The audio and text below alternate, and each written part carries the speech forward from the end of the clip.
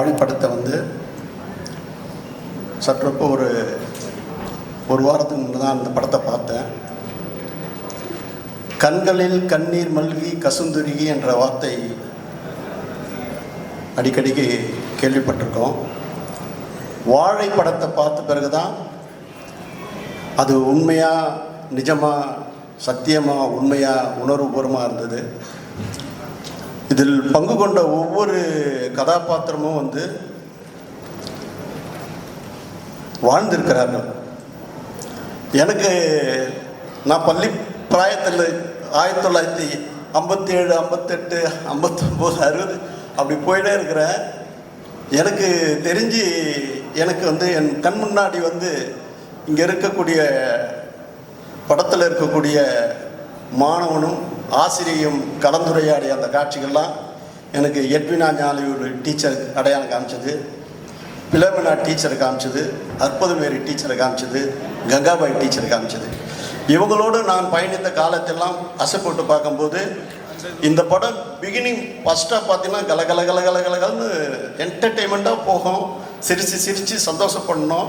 அப்படி பண்ணக்கூடிய ஒரு காலகட்டத்தில் திடீர்னு டைரக்டர் அவருடைய திறனுக்கு எடுத்தும் போய் நம்மளை வந்து அப்படியே கட்டி போட்டுட்டார். கிளைமாக்ஸ் அவர் 10 நாள் பார்த்தீங்களா, அது உண்மையாக ஒன்று.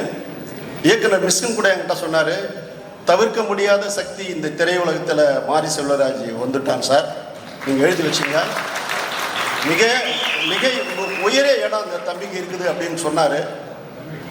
அதை நான் வந்து படம் பார்க்கும்போது உண்மையிலே அந்த வார்த்தை மெய்ப்பித்தது. உடனே மிஸ்கினுக்கு ஃபோன் பண்ணி நீ என்ன சொன்னியோ அதுதான் அந்த படத்தில் இருக்குது, அதை மாரி செல்வராஜ்கிட்டே சொல்லி புலங்காங்கி தானுங்க.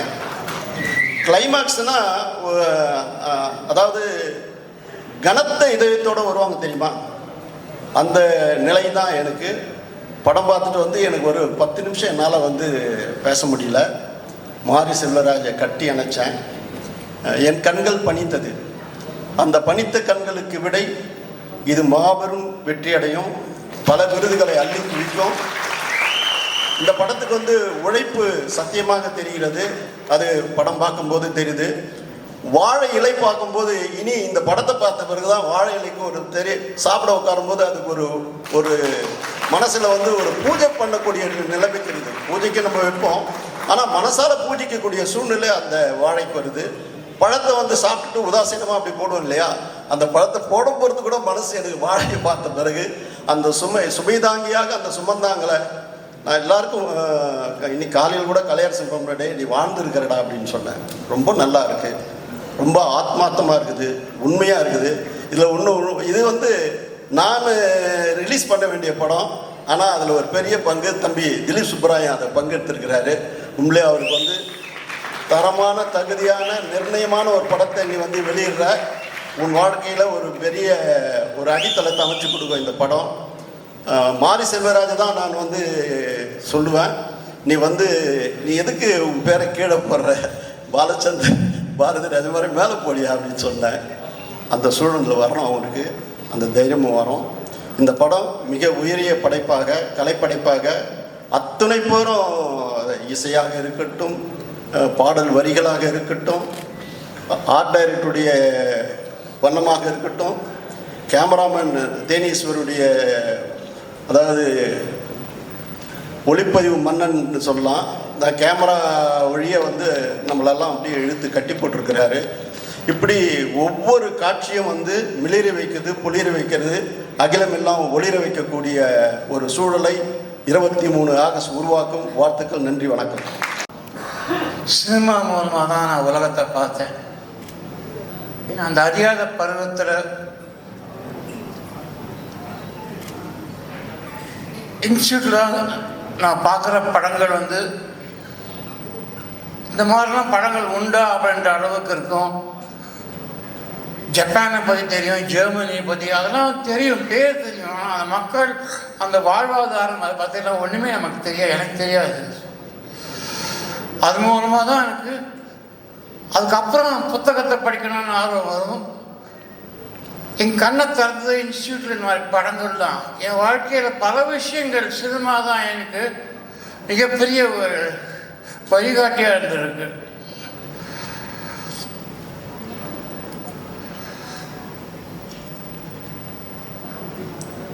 இந்திய சினிமாவில் இந்த அளவுக்கு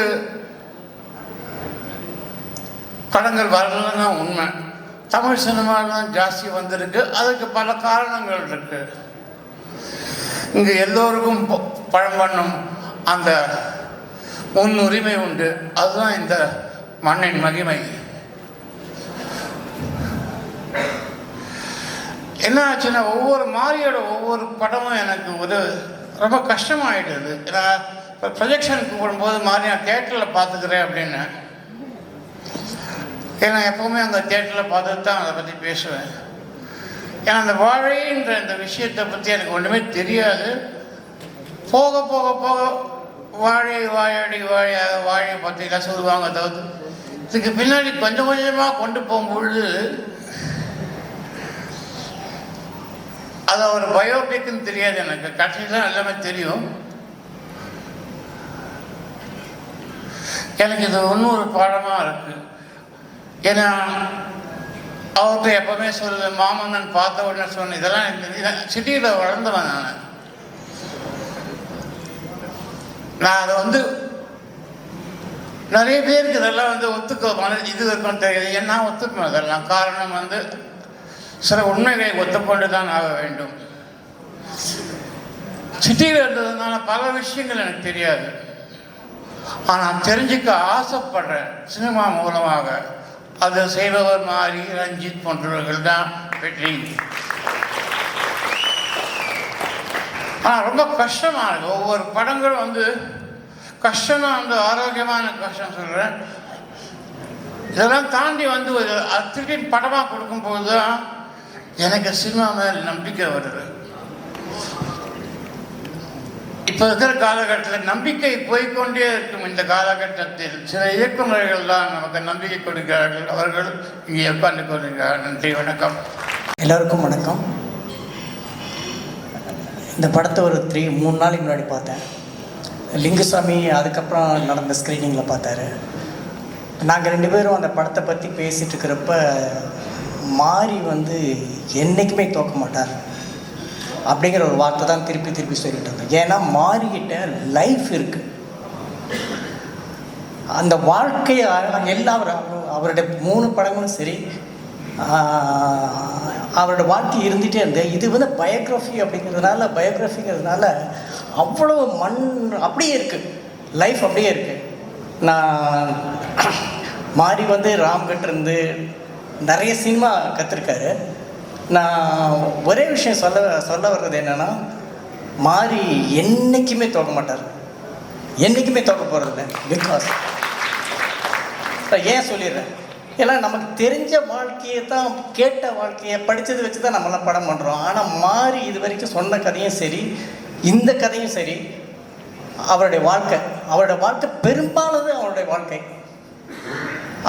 அது மாரியோடைய பரியேறு பெருமாள், கர்ணன், மாமன்னன் இதை பார்த்ததுனால மட்டுமே இல்லை, அவருடைய தாமிரபரணியில் கொல்லப்படாதவர்கள், மறக்கவே நினைக்கிறேன், இப்போ சம்படி ஆட்டம், இந்த 3மே படிச்சுவங்கிறதுனால சொல்கிறேன். இதில் இருக்கிற இந்த 3 புக்கில் இருக்கிற கதைகள் ஒவ்வொரு சாப்டருமே ஒவ்வொரு வாழை. ஸோ மாறி உங்களுக்குள்ள இந்த வாழை மட்டும் இல்லை, ஒரு வாழைத்தோப்பே இருந்துகிட்ருக்கு. அந்த வாழைத்தோப்பில் இருக்கிற ஒவ்வொரு வாழையும் கண்ணு ஈனிகிட்டே இருக்க போது நீங்கள் அதுலேருந்து ஒவ்வொரு வாழையும் சினிமாவாக மாற்றிட்டு இருக்க போகிறீங்க. இதெல்லாம் நாங்கள் பார்த்துட்ருக்க போகிறோம். தமிழ் சினிமா, இந்திய சினிமா ஒரு பெரிய உலக சினிமா நோக்கி போயிட்டுருக்கு. அதுக்கு நீங்கள் முக்கியமான காரணம் நீங்கள் வாழ்த்துக்கள். மாதிரி ஹேண்ட்ஸமா இருக்கக்கூடிய என்றும் மார்க்கண்டேயன் எங்களுடைய பெரிய பழுவேட்டரையர் திரு சரத்குமார் சார் அவர்களை அன்புடன் மேலே கழிக்கிறோம்.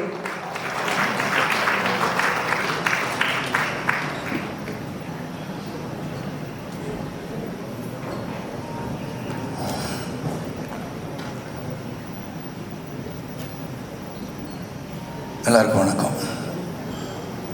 எங்கே ஆரம்பிக்கிறது எனக்கு தெரியல. மாரியை பற்றி பாரதிராஜ் அவர்கள் பேசுகையில், Mari has come to stay and Mari is going to be recognised throughout the வேர்ல்டுன்றது மிகைப்படுத்திய சொல்லல்ல, உண்மையான சொல். இந்த படத்தை பார்க்கும்போது பல எண்ணங்கள். எனக்கு ரொம்ப பிடிச்ச வசனம் என்னென்னா, படத்தை பற்றி நிறையா சொல்லணும், அதில் நிச்சயமாக சொல்லுவேன். அவங்க வந்து அந்த சிறுவனின் தாயார் சொல்லும்போது, அந்த சிறுவனான மாறி அவர்களின் தாயார் சொல்லும்போது, 5 வயசாக இருந்தாலும் 50 வயசாக இருந்தாலும் உழைப்பை சொல்லித்தரணும்னு சொன்னாங்க. அந்த உழைப்புக்கு என்று உறுதியான நேர்மையான உழைப்புக்கு வெற்றி உண்டு என்பதை சித்தரித்து காட்டுகின்ற படம் தான் வாழை. அதில் இன்னொரு என்னன்னா, துவண்டு போய் தோல்வியை கண்டு துவண்டு போய் வாழ்க்கையில் வீட்டில் அமர்ந்திருப்பவர்களுக்கெல்லாம் தட்டி எழுப்புகின்ற படமாகத்தான் வாழை அமையும். ஏன்னா ஒரு ட்ரமாட்டிக் சுச்சுவேஷன். நீங்களாம் படம் பார்க்காதவங்களுக்கு I don't want to reveal what is there in the movie. அந்த ட்ரமாட்டிக் சுச்சுவேஷனில் after losing a lot of people, the own village, whole house எல்லாம், அந்த சுச்சுவேஷன் விட்டு மீண்டு வந்து தன்னுடைய சினிமாவின் மோகத்தை, கர்ச்சீஃபை மூந்து பார்த்த அந்த மோகத்தை, அந்த சினிமா மோகத்தை வளர்த்து கொண்டு சினிமா எடுக்கணும்னு வந்து மிகப்பெரிய ஒரு இயக்குனர் வந்து அமர்ந்திருக்கிறான்னு சொன்னால் it is not an easy task. ஒரு இழப்பது என்பது, அந்த இழப்பிலிருந்து மீள்வது என்பது மிக மிக கடினம். என்னுடைய மூத்த சகோதரனை முதல் நான் இழந்தேன், தந்தை இழந்தேன், மிகப்பெரிய சோகம். படப்பிடிப்பில் தளத்தில் இருக்கும்போது என் தந்தை இழந்தேன். அதுலேருந்து மீண்டு வருவதற்கு முன் ஒரு ஆக்சிடெண்ட்டில் எங்கள் அண்ணனை இழந்தேன். என் அண்ணனை இழந்த பிறகு எங்கள் தாயார் வந்து வீட்டவிலேருந்து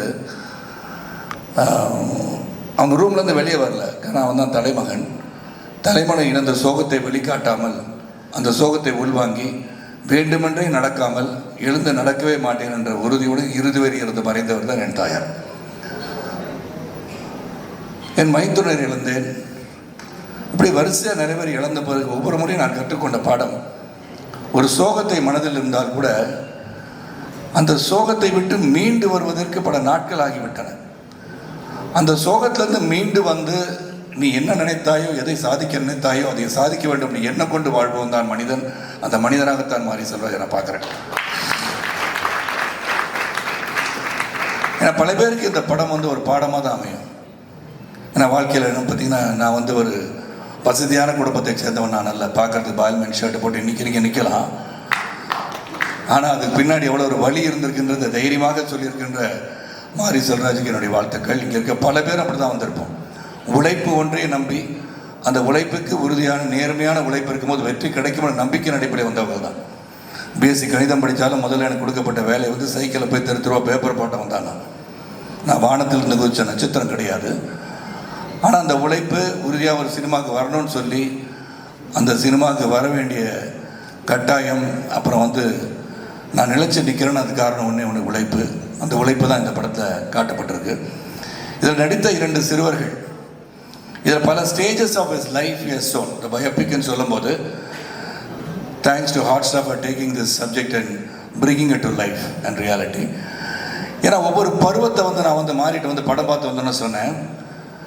எல்லாருக்கும் என்னை உள்பட பள்ளிக்கூடத்தில் வந்து படிக்கும் போது 8ஆம் கிளாஸ்லேயே ஒரு டீச்சரை லவ் பண்ண வந்தானா. அது டீச்சர் லவ் பண்ணாதான் காவியில் போயட்டிக்கா there is some interest in that teacher என்பதை ஒரு சிறப்பாக காட்டியிருப்பது மாதிரி. ஏன்னா அந்த கர்ச்சீஃபை கொண்டு போயிட்டு அப்புறம் உண்மை நிலையை உணர்த்த வேண்டும் என்று சொல்லி நான் உங்கள்கிட்ட நான் எடுத்தது உங்கள் கர்ச்சீஃப் தான் சொல்லி திருப்பி போய் கொடுக்கும்போது அவங்க அதை கொடுத்தோன்னு அந்த சிறுவனின் முகத்தில் இருக்கிற மகிழ்ச்சியை பார்க்கும்போது இதெல்லாம் வந்து nuances of happiness during school days இதெல்லாம் வந்து ரொம்ப சிறப்பாக காமிச்சிருக்காரு. பல விஷயங்கள் சொல்லிகிட்டே போகலாம். மாதிரி மதரா நடிச்சிருக்கோம், எக்ஸ்ட்ராடினரி பெர்ஃபார்மன்ஸ், உண்மையை வந்து வாழ்ந்திருக்காங்க தான் சொல்லணும். எல்லாத்தோட இறுதி காட்சியில் பசி ஒரு மனிதனை எங்கே கொண்டு போய் சேர்க்கிறதுன்னு ஒரு காமிச்சிருந்தார். இந்த பசின்றது காலையிலேருந்து சாப்பிடல, வேலைக்கு போன அம்மா சொல்லியாச்சு, காலை உணவும் தந்திருக்கிறேன், மதிய உணவும் தந்திருக்கின்றேன், நீ வரும்போதும் உணவு எடுத்து விட்டு வா என்று சொல்லி 3 சட்டி கொடுத்து அனுப்பிச்சிடுறாங்க. ஆனால் அதையும் சாப்பிடாம பள்ளிக்கூடத்துக்கு போயிட்டு திரும்பி வராப்புல. பசி என்ன பண்ணுறதுன்னு தெரியாமல் ஒரு வாழை தோப்பொழியால் வரும்போது அந்த வாழை அறுத்து தலையில் சுமந்த அந்த சிறுவன் ஒரு பழத்துக்காக, இங்கே வந்து தானு சார் பேசும்போது சொன்னாங்க, ரொம்ப ஈஸியாக பழத்தை சாப்பிட்டு தோலை தூக்கி போட்டுருவோம், இனிமேல் போட மாட்டோன்னு. ஏன்னா போட்ட பிறர் வந்து வலிக்கு விழுந்துருவாங்க சார், அதனால் போடாமல் இருக்கிறதே நல்லது. அந்த தோலை சொன்னேன். அப்போ அங்கேருந்து வந்து வீட்டுக்கு வந்த பிறகு அவங்க அம்மா வந்து இங்கே வந்தோடனே அந்த ஓலச்சத்தங்கள் என்ன நடந்திருக்கு, அந்த ஒரு shock which was given to all of us in the theater. அது வந்து முடிஞ்சு அது பிறகுக்கப்புறம் அங்கே போய் உட்காந்து அந்த பசியை வந்து என்னதான் வெளியே நடந்துட்டு இருந்தால் கூட அந்த சிறுவனுக்குள்ள பசி அடக்க முடியாமல் அந்த பழஞ்சோரை எடுத்து தட்டில் போட்டு சாப்பிடும்போது உண்மையிலே இப்போ டியர்ஸ் என்று வாய்ஸ் மாதிரி எக்ஸ்ட்ராடினரி. அதை என்னதான் சோகங்கள் இருந்தால் கூட அவனுக்கு பசி முடியல. அந்த பசி, அந்த உண்மையான பசி தான் இன்னைக்கு வாழை. அந்த பசியை உணர்ந்து இந்த பசியை போக்குவதற்கு நாம் எடுத்துக்கொண்ட அந்த முயற்சியில் அவர் என்னடா எண்ணங்கள் இருந்தது, அந்த எண்ணத்தில் வெற்றி பெற வேண்டும் என்று மாரி செல்வராஜ் எடுத்ததில் உண்மையிலே is going to be a great director. We got many stalwarts sitting in front. Mari is one among the best directors I have ever seen, and Rajit sir, everybody who is here, you are all doing yeoman service to the industry, and hats off. இந்த படத்தை வந்து எல்லாரும் தியேட்டரில் போய் பாருங்கள். And ஒன்றே ஒன்று தான், உழைப்பு, உறுதி, நேர்மை இருந்தால் வெற்றி நிச்சயம் என்பது உறுதி. நன்றி. எல்லாருக்கும் ரொம்ப பிடித்த படங்கள். அதே சமயத்தில் நம்ம எல்லாம் ராஜன் ஃபேன்ஸ் அப்படின்னு சொன்னா அது மிகையாகாது. டைரக்டர் அமீர் அவர்களை அன்புடன் மேடைக்கு அழைக்கிறோம்.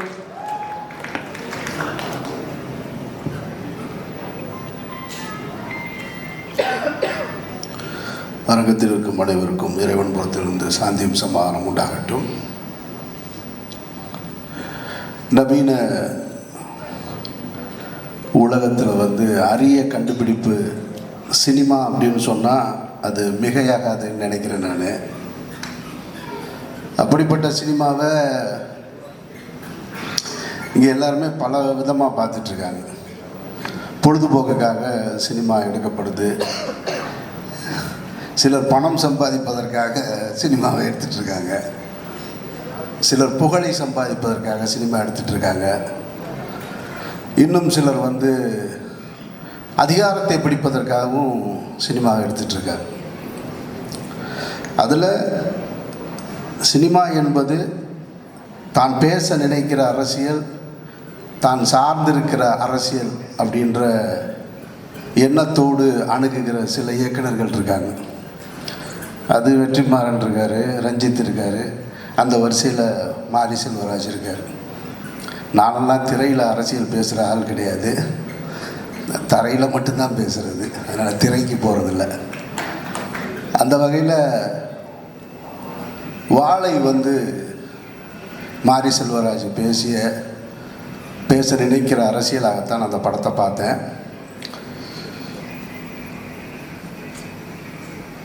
வாழ்க்கையில் வந்து இந்த ஒரு ஆணுக்கு பெண் மேலே ஈர்ப்பு வர்றது வந்து சின்ன வயசுலேருந்து வரும்.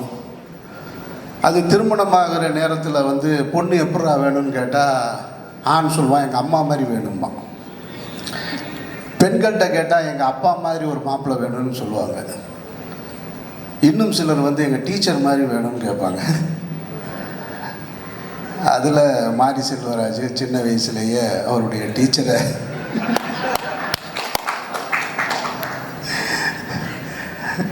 சரத் சார் பேசும்போது சொன்னார், நான் 8வது படிக்கும் போதே டீச்சரை லவ் பண்ணேன்னு. சரத் சார் இப்போவும் லவ் பண்ணுவார் டீச்சரை. தானு சார் பேசும்போது தன்னுடைய டீச்சர்கள் எல்லாம் சொன்னார். இதில் என்ன ஒரு விஷயம்னா, இப்போ இந்த டீச்சரை லவ் பண்ண அனுபவம் எல்லாத்துக்கும் இருக்கும். இப்போ சொல்லலாமா வேணாமான்றது தான் இப்போ இதில் இருக்கிற பிரச்சனையே. நானும் லவ் பண்ணியிருக்கேன். இப்போ என் கதையை மாறி எடுத்துட்டாருன்னு எப்படி போய் சொல்கிறது நான்? ஏன்னா எல்லாரும் லவ் பண்ணியிருக்கோம். இப்போ என் கதையை திருடி எடுத்துட்டாருன்னு சொல்ல முடியாது, இல்லை இதை பார்த்துட்டு இது என் கதைன்னு சொல்லி உரிமை கொண்டாடவும் முடியாது. ஒருத்தர் எடுத்துட்டாரு, சொல்லிட்டாரு, முதல்ல சொல்லியிருக்கணும், நம்ம சொல்லாமல் விட்டுட்டோம். நான் வந்து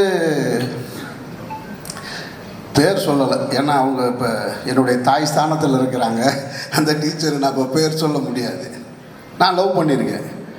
மாரி செல்வராஜ் அந்த படத்தில் அந்த பையன் பேர் என்ன, அந்த கதாபாத்திரம் சின்ன பையன் இருக்கான் இல்லையா, அவன் எப்படி கர்ச்சிப்பெல்லாம் முகர்ந்து பார்த்தானோ அது மாதிரி நான் உங்களுக்கு பின்னாடி உட்காந்து அவங்க சேலை முந்தானையெல்லாம் பிடிச்சி பார்த்துருக்கேன்.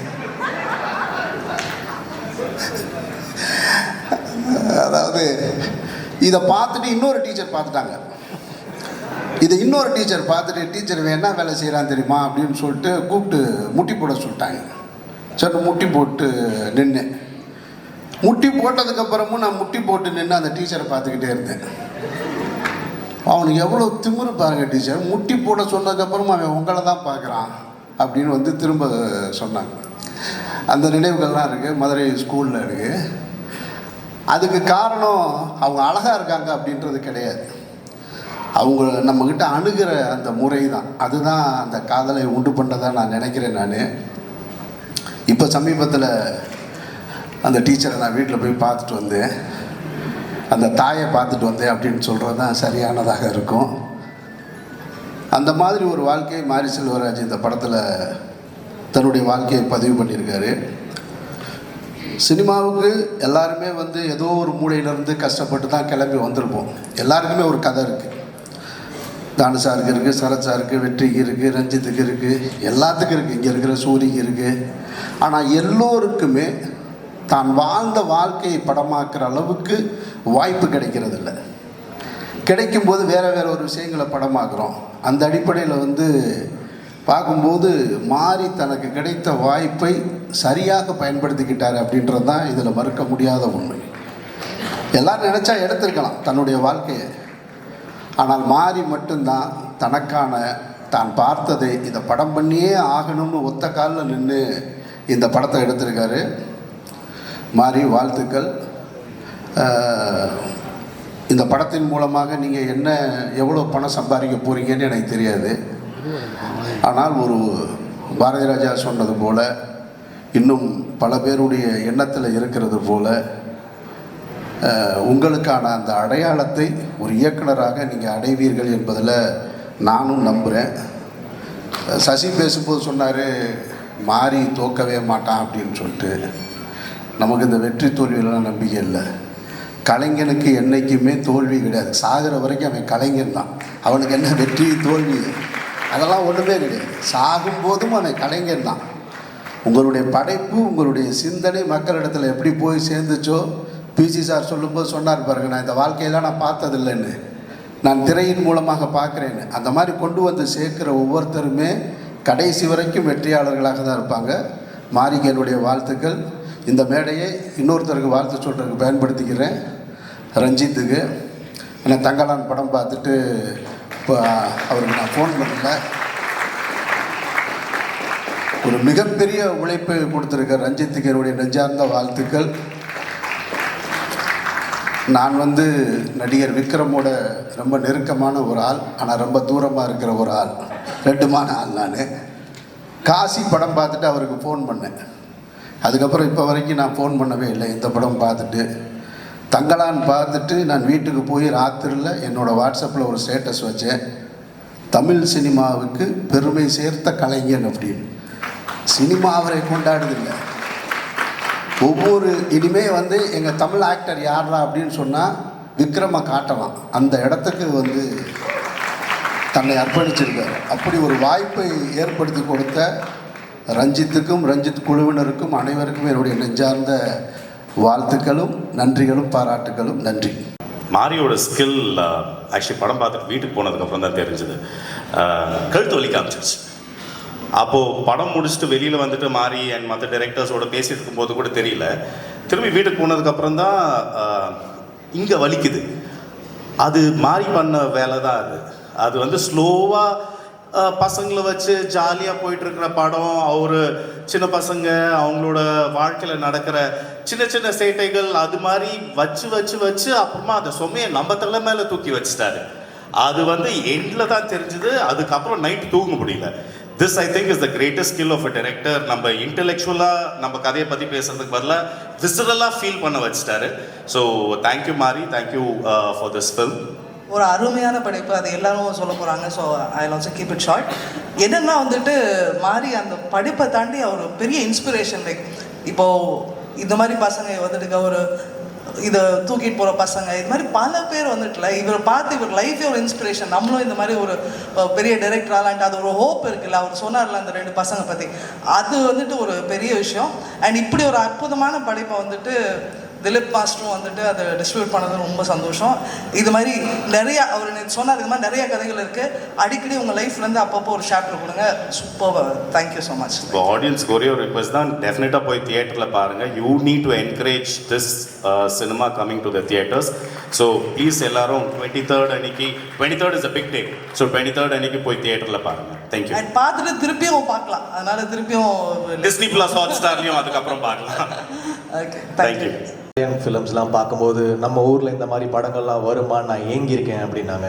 எனக்கு உண்மையாகவே வாழை பார்க்கும்போது எனக்கு ஒரு மஜிதியோட ஃபிலிம் பார்க்குற மாதிரி தான் இருந்துச்சு. ஒரு ஃபாதர் மாதிரியோ இல்லைனா அவருடைய சில்ட்ரன் ஆஃப் ஹெவன் அந்த மாதிரி ஒரு பியூட்டிஃபுல்லான ஒரு ஈரானியன் சினிமா பார்த்த மாதிரி இருந்துச்சு. ரொம்ப தெளிவான ஒரு ஸ்டோரி டெல்லிங், நிதானமாக அழகாக சின்ன சின்ன டீட்டெயில், ஒரு வீடுனா எப்படி இருக்கணும், ஒரு ரூரல் வில்லேஜில் எப்படி இருக்கணும், ஒரு தட்டு எப்படி இருக்கணும், ஒரு சின்ன சின்ன டீட்டெயிலுமே அவ்வளோ ரியலாக நான் வந்து எந்த படத்துலையும் பார்க்கல. அவ்வளோ டீட்டெயிலிங் பண்ணியிருக்காரு. அவருடைய டயலாக் சென்ஸு, அவருடைய ரைட்டிங் சென்ஸு ஸோ பியூட்டிஃபுல். ஒரு beautiful film but it heart breaking. அதோடைய எண்டு வந்து உங்களை உலுக்கிடும். ஸோ அப்படி ஒரு ஃபிலிம் வந்து ஒரு ஸ்க்ரீன் பிளே போயிட்டே இருக்கும்போது திடீர்னு அப்படி ஒரு ஷாக் வேல்யூவோட பண்ணிட்டார். எனக்கே ஷாக்கிங்காக தான் இருந்துச்சு. ஏன்னா ஒரு ஃபிலிமுடைய பேஸில் அப்படியே ஒரு பயங்கரமான ட்விஸ்ட்டாக இருந்துச்சு. ஐ என்ஜாய்ட் வாட்சிங் தி ஃபிலிம். ஐ திங்க் டெஃபினட்டாக ஒரு நம்மளுடைய இந்தியன் சினிமாவை ஒரு இன்டர்நேஷ்னல் லெவலுக்கு கொண்டு போகக்கூடிய எல்லா கெப்பாசிட்டியும் மாரி சருக்கு இருக்குது. You really good sir. And உங்களுடைய டைலாக் வந்து பயங்கர அழகாக இருக்குது. அந்த டைலாக்ஸ் கேட்கும்போது உண்மையாகவே அந்த எப்படி சொல்கிறது, அந்த ஜாகிரஃபி, அந்த நீங்கள் வச்ச செட்டிங், அதோடைய மியூசிக், சந்தோஷோட ஒர்க்காக இருக்கட்டும். Eswar sir your work is fantastic. உண்மையாகவே ஒரு ஷார்ட்டுமே தேவையில்லாத ஷார்ட்ஸ் இருக்காது. ரொம்ப தெளிவான ஒரு ஸ்டோரி டெல்லிங். எனக்கு ஏதோ ஒரு சினிமா பேரடைஸோ அந்த மாதிரி ஒரு ஃபிலிம் பார்க்குற மாதிரி தான் இருந்துச்சு. ஸோ வாழை இஸ் அ மஸ்ட் வாட்ச். நீங்கள் எல்லோரும் போய் பார்க்கணும். இவங்க எல்லாரும் ஒர்க்குமே ஃபேண்டாஸ்டிக். அந்த 2 பசங்க வந்து எக்ஸ்ட்ரானரியாக பண்ணியிருக்காங்க. அந்த பொன்வேல what is that boy's name, அந்த குட்டி ராகுல் and that other boy Ponvel, 2 பசங்களும் எக்ஸ்ட்ரானரியாக பண்ணியிருந்தாங்க. அவங்க எந்த மொமெண்ட்லையுமே வந்து they're not conscious, they're so real. So டெஃபினட்டாக வாழை வந்து தியேட்டரில் போய் பார்க்கணும். சந்தோஷோட work, Eeswar sir work, dialogue work, art direction, editor, every one. And இந்த படத்தை திலீப் மாஸ்டர் டிஸ்ட்ரிபியூட் பண்ணுறாங்க. அவருக்கு என்னுடைய வாழ்த்துக்கள். Congrats Dileep master. அப்புறம் மாரி சார் சினிமாவில் இன்ட்ரடியூஸ் பண்ண ரஞ்சித் சாருக்கு வாழ்த்துக்கள். Thanks for Thangalaan sir. You are a great inspiration for us and thanks for giving us Tangala. So, thank you. எல்லா பெரிய ஜாமான்களும் வந்து பேசிட்டாங்க மாரி சாரை பற்றி. ஸோ நான் அந்த படத்தை பார்த்த ஒரு ஆடியன்ஸாக இங்கே சில விஷயங்கள் ஷேர் பண்ணிக்கலான் இருக்கேன். ஸோ படத்தை பார்த்துட்டு நேற்று தான் படம் பார்த்துட்டு வெளியே வரும்போது மாரி சார் இருந்தாங்க. எனக்கு என்ன ரியாக்ட் பண்ணுறதுன்னு தெரியல. ஏன்னா அவ்வளோ கொஞ்சம் என்ன சொல்கிறது, ரொம்ப பாரமாக இருந்தது. சார் இந்த இவ்வளோ நெருக்கமான ஒரு விஷயத்தை, இவ்வளோ ஒரு உருக்கமான விஷயத்தை வந்து எப்படி சார் அதை தாங்குறீங்க அப்படின்ற மாதிரி கேட்டேன். ஸோ அப்போது அவர் எதுவுமே சொல்ல, 30 வருஷம் ஆச்சுப்பா அப்படின்னாரு. அந்த 30 வருஷம் ஆச்சுப்பான்னு சொல்லும்போது அதில் ஒரு உண்மை இருந்தது. அந்த உண்மை தான் இந்த வாழை அப்படின்னு எனக்கு தோணுச்சு. ரியல் இஸ் ஆல்வேஸ் பியூட்டிஃபுல் சொல்லுவாங்க. ஸோ அப்படி ஒரு ரியலாக ஒரு லைஃப்பில் நடந்த ஒரு விஷயத்தை வச்சு இவ்வளோ பியூட்டிஃபுல்லான ஒரு படைப்பை கொடுத்ததுக்கு வாழ்த்துக்கள்லாம் சொல்ல வயசெல்லாம் இல்லை. ஸோ நன்றிகள் சொல்லிக்கிறேன். தமிழ் சினிமாவுக்கு இப்படி ஒரு படைப்பை கொடுத்ததுக்கு தேங்க்யூ மாரி செல்வராஜ் சார். அது மட்டும் இல்லாமல் படத்தில் அந்த குட்டி பசங்க பொன்வேல் அண்ட் ராகுல் 2 பேருமே மிரட்டிட்டாங்க. அதுவும் நான் சார்கிட்ட சொன்னேன். அப்போ வந்து அப்படியான்னு கேட்டார், சந்தேகமாக கேட்டார். இன்னும் சந்தேகமாக கேட்குறாரு அப்படின்னு யோசித்தேன். என்னை பொறுத்த வரைக்கும் அவர் கண்களுக்கு அவங்க வந்து நடிக்கலை, எல்லாருமே வாழ்ந்திருக்காங்க அப்படி தான் நினைக்கிறேன். அதே மாதிரி கலையரசன் பிரதர், அப்புறம் அந்த அம்மா கேரக்டர் பண்ணவங்க, அதுக்கப்புறம் அழகிய லைலா, அவங்கள எங்கே இருக்காங்கன்னு தெரியல, அவங்க நிக்கிலா, எல்லாருமே ரொம்ப எக்ஸ்ட்ராடினரியாக இருந்தது. அப்புறம் நான் சந்தோஷ் நாராயணன் பிரதருடைய big fan of his work. So அவருமே வந்து ஒரு படம் பார்க்கும்போது ஆடியன்ஸ்க்கு சில விஷயங்கள் கனெக்ட் ஆகுது டைரெக்டாக அப்படின்னா அதுக்கு மியூசிக் ஒரு பெரிய ரீசன். அவருடைய குக்கு படம் ட்ரெய்லர் ரிலீஸ் ஆகும்போது இப்படி ஒரு அன்கன்வென்ஷனலான ஒரு மியூசிக் கொடுத்தாரு அப்படின்னு சொல்லி நான் யோசிச்சது உண்டு. ஸோ இந்த படம் பார்க்கும்போதும் ஒரு பக்கத்தில் எக்ஸ்ட்ரீமாக ஒரு ஃபோக் சவுண்டிங் கொடுத்துருக்காரு, இன்னொரு பக்கத்தில் எக்ஸ்ட்ரீமாக இந்த பக்கம் ஒரு டெக்னோ அந்த மாதிரி ஒரு சவுண்ட்ஸ் ப்ரொடியூஸ் பண்ணியிருக்காரு. ஸோ அவரும் இந்த படத்துக்கு இன்னொரு பெரிய பேக் போன். அது மட்டும் இல்லாமல் cameraman sir, art director sir, இந்த படத்தில் ஒர்க் பண்ண எல்லாருக்கும் என்னுடைய வாழ்த்துக்கள். அதே மாதிரி இந்த படத்தை ப்ரொடியூஸ் பண்ணியிருக்கிற நாவி ஸ்டூடியோஸ், திலீப் மாஸ்டர், அப்புறம் இங்கே நான் நிற்கிறதுக்கு ரொம்ப முக்கியமான ஒரு பர்சனல் கனெக்ட் ஹாட்ஸ்டார். எனக்கும் விஜய் டிவிக்குமான தொடர்பு வந்து எப்படின்னா லைஃப்லேயே கலந்ததுன்னு நினைக்கிறேன். ஸோ இது ஒரு ஃபேமிலி ஃபங்க்ஷன் மாதிரி. அவங்களுடைய முதல் குழந்தை என்னுடைய brother well-wisher Pradeep sir, Bala sir, Krishnankutty sir உங்கள் எல்லாருக்கும் என்னுடைய வாழ்த்துக்கள். ஆகஸ்ட் 23 இந்த படம் ரிலீஸ் ஆக போகுது. தியேட்டரில் பாருங்கள். தியேட்டரில் பார்த்து நிச்சயமாக நீங்கள் என்ஜாய் பண்ணுவீங்க. ஏன்னா நிறைய இடத்துல சிரிக்க வச்சுருக்காங்க, நிறைய இடத்துல நெகிழ வச்சுருக்காங்க. கடைசியில் வெளில போகும்போது ஒரு ஒரு ஒரு பாரமான ஒரு விஷயம். பட் ஓவராலாக படம் பார்க்கும்போது ஃபஸ்ட் ஆஃப் ஃபுல்லாக ரொம்ப ஜாலியாக இருந்தது. கமல் சார், ரஜினி சார் வச்சு சில விஷயங்கள் பண்ணியிருக்காங்க. அது இன்னும் நிறைய சொல்லிகிட்டே இருந்தால் கதை வெளியே வந்துடும் நினைக்கிறேன். So I stop it here. ரொம்ப ஒரு அருமையான படைப்பு. நன்றி மாரி Selvaraj sir and team. Thank you for giving us such a wonderful movie. எல்லாருக்கும் என்னுடைய வாழ்த்துக்கள், நன்றிகள், என் அன்பு மட்டுமே. தேங்க்யூ. இவ்வளோ பேர் மொத்தமாக சேர்ந்து ஒரே இடத்துல பார்க்குறதே எனக்கு ரொம்ப சந்தோஷமான ஒரு விஷயம். எனக்கு வந்து ஒரு மாறின ஒரு ரொம்ப ரொம்ப ரொம்ப ஒரு எளிய மனிதராக தான் நான் அவரை பார்க்குறேன். ரொம்ப அந்த சிம்பிளான மனுஷங்கிட்ட ரொம்ப சடனாக டக்குன்னு ஒரு கனெக்ட் வந்துடும். அந்த மாதிரி தான் அவர்கிட்ட இருந்து பார்த்து பேசும்போதெல்லாம் செட் ஆச்சு. இந்த மாமன்னனுக்கு கொஞ்சம் முன்னாடி தான் அவரை பர்சனலாக தெரிய ஆரம்பிச்சிது. எனக்கு அப்போ சொல்லிகிட்டு இருந்தேன், பரியரும் பெருமாள் பார்த்தபோது ரொம்ப டிஸ்டர்பிங்காக இருந்துச்சு. கர்ணன் பார்த்து நான் அன்னைக்கு தூங்க முடியல. மாமன் என்ன பண்ண போகிறீங்கன்னு தெரியல அப்படின்னு சொல்லிட்டு தான் போனேன். அந்த வடிவேலு சாரோட அந்த ஒரு ஷார்ட் ஒன்று இருக்கும், அது எல்லாருக்குமே ஃபேவரட்டான ஒரு ஷார்ட்டுன்னு நினைக்கிறேன். அந்த ஒரு மனசு ஃபுல்லாக கோவத்தோடையும் ஒன்றுமே பண்ண முடியலன்னு ஒரு இயலாமையில் அழுகிற ஒரு மனுஷனோட அந்த வழியை விட ஒரு மிகப்பெரிய கஷ்டம் இருக்க முடியுமான்றது தெரியல. அதுக்கே நான்லாம் டோட்டலாக பேசிக்கலாக ரொம்ப எமோஷ்னல் ஒரு ஆளுன்றதால அதெல்லாம் சொல்லிட்டு தான் இப்போ வேலைக்கும் உள்ளே போகிறதுக்கு முன்னாடி இதுக்கு என்ன பண்ண போகிறீங்கன்னு தெரியல அப்படின்னு நினச்சிட்டு தான் போனோம். பார்த்தா எனக்கு ஃபர்ஸ்ட் ஆஃப் ஆக்சுவலாக எனக்கு ரொம்ப ஸ்வீட்டான ஒரு ஃபிலிம் பார்க்குற மாதிரி தான் இருந்துச்சு. நீங்கள் படம் பார்க்கும்போது உங்களுக்கே தெரியும்.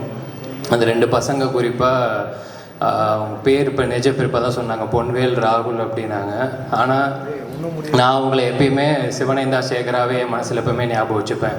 ஏன்னா சில கேரக்டர்ஸ் அந்த மாதிரி நம்மளை மீறி கேரக்டராகவே ஒரு மாதிரி பதிஞ்சிரும். அந்த 2 பசங்களை பார்க்கும்போது அந்த வறுமை, அவங்க லைஃப் ஸ்டைல், அது என்னவா இருந்தாலும் எதுவுமே இல்லைனாலும் எல்லாமே இருக்கிற ஒரு பசங்களை பார்க்குற மாதிரி தான் இருந்துச்சு. எனக்கு அவ்வளோ சந்தோஷமாக இருந்துச்சு படம் பார்க்கும்போது. முடிச்சுட்டு அதான் கிளம்பும்போது அண்ணன் வந்ததுக்கு நன்றி கவின் அப்படின்னாப்புல. நாங்கள் தான் நன்றி சொல்லணும், நீங்கள் ஏன் நன்றி சொல்கிறீங்க? ஏன்னா ஒவ்வொருத்தவங்களுக்கும் ஒவ்வொரு பர்பஸ் இருக்கும். அதே மாதிரி சினிமாவில் இந்த கலை மக்களுக்கான ஒரு கலை, அதை மக்கள்கிட்டே எவ்வளோ தூரம் கொண்டு போய் சேர்க்க முடியும் அப்படிங்கிறதுக்கு ரொம்ப சில இயக்குனர்கள் தான் இருக்காங்க.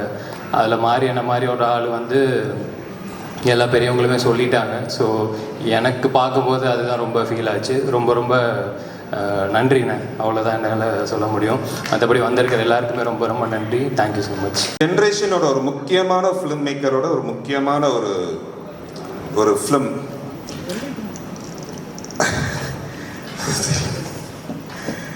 எனக்கு என்னென்னா, யூஸ்வலாக எல்லா படமும் எல்லா ஃபிலிம் மேக்கருக்கும் ஒரு பர்சனலான ஒரு ஜேர்னி. எல்லா ஃபிலிம் மேக்கருக்கும் எல்லா ஃபிலிம்ஸும் ஒரு பர்சனலான ஜேர்னி.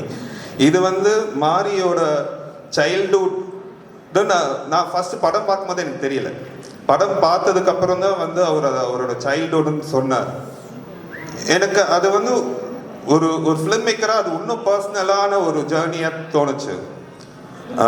இது ஒரு முக்கியமான ஒரு படமாக இருக்கும். மாரியோட best film yet. I wish Bari and the entire team all the best. And also Dilip Subrayan. இது co-produce பண்ண திலீப் சுப்ராயனுக்கு என்னோட வாழ்த்துக்கள். தேங்க்யூ. அஸ்வின், ராம், இன்னும் நிறைய பேர் படம் பார்த்துட்டு ஒரு அரை மணி நேரம் யாரும் எதுவுமே பேசாமல் வெளியில் அமைதியாக இருந்தோம். ஒரு half an hour மேலே என்ன பேசுகிறதுன்னு தெரியல. என்னையா இருந்தாலும் இப்படி பண்ணிட்டாரே அப்படின்னு சொல்லி ஒரு மாதிரி மன இறுக்கத்தோடு இருந்துகிட்டே இருந்தேன். அந்த அமைதி தான் அந்த படத்தோட பெரிய வெற்றி நினைக்கிறேன் நான். மாரி அவர்களுக்கு என்னோட மனமார்ந்த வாழ்த்துக்கள். எனக்கு அவரோட படங்கள் ரொம்ப பிடிச்ச விஷயம்னா, ரியல் லைஃப்பில் நான் பார்த்தது, சினிமாவில் பார்க்காதது அவர் சினிமாவில் நான் பார்த்துருக்கேன். பரியரும் பெருமாளில் அந்த குளத்தில் வாய் வச்சு தண்ணி குடிச்சிட்டு ஓடிட்டே இருப்பார். இதில் கலையரசன் துண்டில் அந்த தூக்குச்செடி கட்டிட்டு போயிட்டுருப்பார். நிறைய டீட்டெயில் நான் பார்த்த லைஃப்பில் சினிமாவில் பார்க்க லைஃப்லாம் அவர் பார்த்துருக்கேன். ரஞ்சித் சார் படத்தில் கூட சார்பட்ட பரம்பில் பெத்தனகர மூடு அப்படின்னு ஒரு இந்த வார்த்தை வந்து இன்னும் எங்கள் ஊரில் என்ன கூட இருக்குது அந்த வார்த்தை பெத்தனகர மூடுன்னு ஒரு வார்த்தை யூஸ் பண்ணியிருப்பார். ஏன்னா டெய்லி ஒரு பொண்ணு பார்த்துக்க ஒரு பொண்ணு அவனுக்கு குதிரல அப்படின்னு சொல்லி மெட்ராஸில் சொல்லியிருப்பார். இந்த குதிரன்னு வார்த்தை, இந்த மாதிரி வார்த்தைகள் விஷுவல்ஸ் எல்லாமே யதார்த்த லைஃப்பில் பார்த்தது. பட் சினிமாவில் பார்க்க எல்லாமே நான் பார்த்துட்டு வந்துட்டுருக்கேன் ரீசெண்டாக. வாழை பற்றி சொன்னால் எல்லாரும் சொன்ன மாதிரி மாரியோட பெஸ்ட் இது, அது எதுவும் சந்தேகம் இல்லை. ஏன்னா மாரியோட வாழ்க்கையை மாறி தவிர வேற யாரும் பெஸ்ட்டாக பண்ண முடியுமா என்ன? வாழ்த்துக்கள் எல்லாருக்கும். அப்புறம் ஜாப்பையா எனக்கு இந்த பையன் அந்த படம் நடிச்ச ஹீரோ ஃபன்ரி படத்தில் பார்த்த ஜபையோட முகம் எனக்கு வந்துகிட்டே இருந்தது, என்னன்னு தெரியல. ரொம்ப நல்லா நடிச்சிருந்தாங்க. டெக்னிக்கல் டீம், ஆர்டிஸ்ட் எல்லாமே சூப்பராக பண்ணியிருந்தாங்க. ரொம்ப நன்றி எல்லாருக்கும் என்னோடய வாழ்த்துக்கள். தேங்க்யூ. தொகுப்பில் அறையில் பார்த்தேன் இந்த படத்தை.